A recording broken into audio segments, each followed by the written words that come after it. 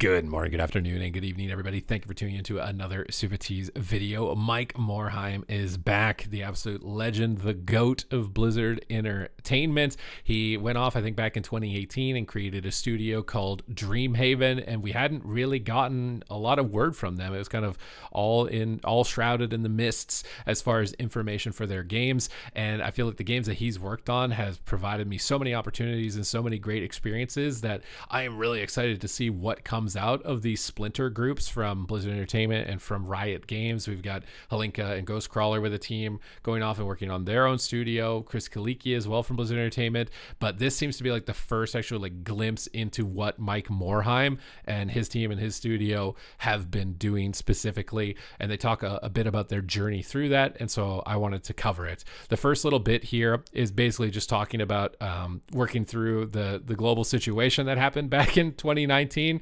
and what has happened with it, and then the overextension from a lot of game companies that are now feeling the pain of having to roll back increasing their workforce because that growth that they were seeing at that time was not going to be sustainable into the future. But he talks that just because that level of growth wasn't sustainable doesn't mean that gaming growth isn't sustainable, and he really thinks that gaming is still going in a positive direction. It's just you shouldn't expect it to be as massive as it was, and it's really unfortunate basically that all the companies are having to backtrack on their workforce with all these ongoing layoffs, and to all those people involved, I do wish them the best in terms of finding success into the future. And it's obviously a really rough ride through that, but even despite that, switching to the remote work, they were able to continue to work on the game.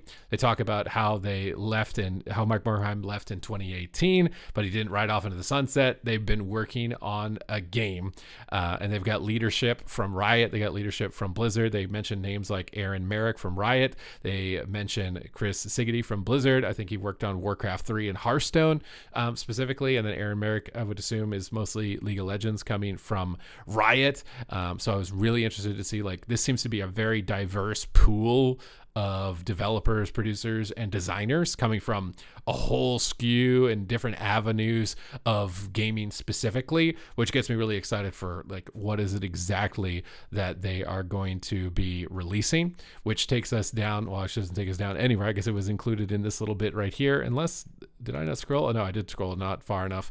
They had to transition to the remote work model.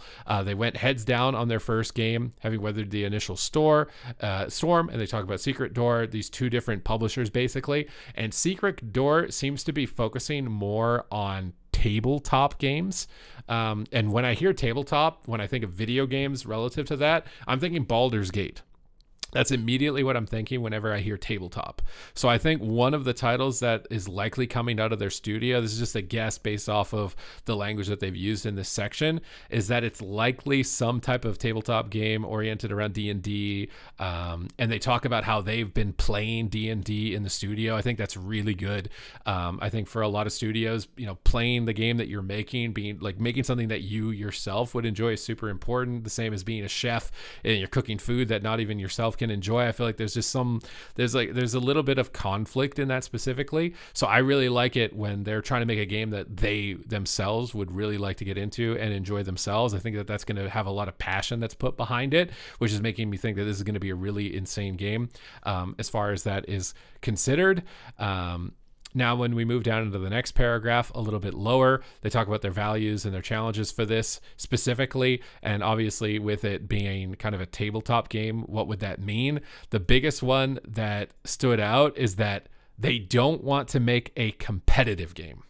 And when I hear that, I immediately think of the Helldivers team talking about how they think competitive PvP games are toxic, which leads to a little bit of concern for me, because I feel like if you've played any PvE game, even in World of Warcraft, it's not entirely not toxic, right? Toxicity, I don't think it's inherently baked into anything.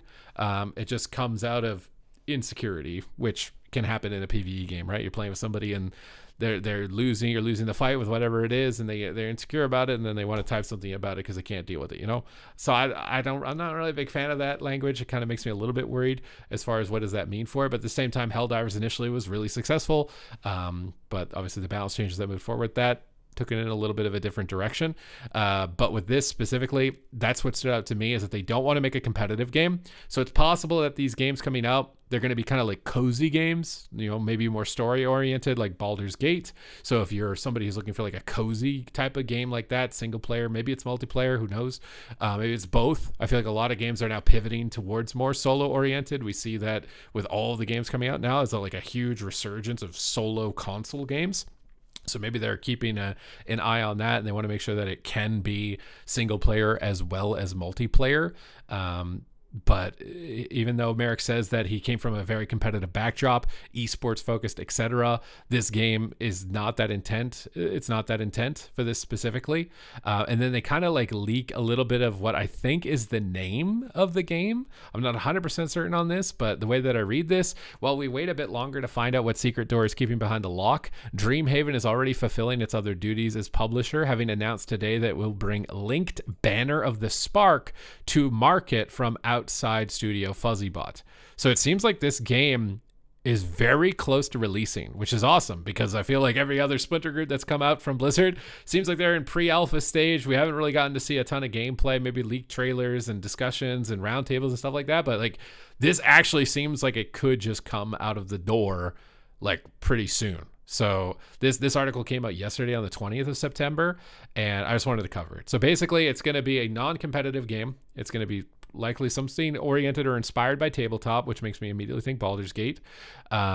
Kind of just a cozy game is my expectation. It's linked Banner of the Spark, which doesn't honestly give anything away as far as like what this is about. I have no idea what that means. This title of this game, nothing is sparking into my imagination for what this game could possibly be about, which is now leaving me in like eternal turmoil and like speculation on trying to guess what exactly is going on.